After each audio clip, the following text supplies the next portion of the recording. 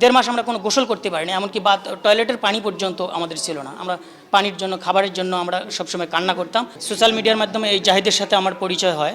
সে বিভিন্নভাবে আমাকে ভিডিও কলেও তার সাথে কথা, এবং বিভিন্ন সুপার শপ এবং বিভিন্ন এই আপেল বাগান, তারপরে আঙ্গুর বাগানের সাথে ভিডিও কলে কথা বলার পর সে বলে আমি ইতালিতে ব্যবসা করি। সেক্ষেত্রে আমি তার সঙ্গে কথা বলতে বলতে অনেক দিন কথা বলি। তারপর আমি উন্নত জীবনের আশায় আমি হয়তো তার প্রতি একটা বিশ্বাস আমার জন্মে, এবং ইতালিতে যাওয়ার জন্য আমি তার প্রস্তাবে রাজি হই।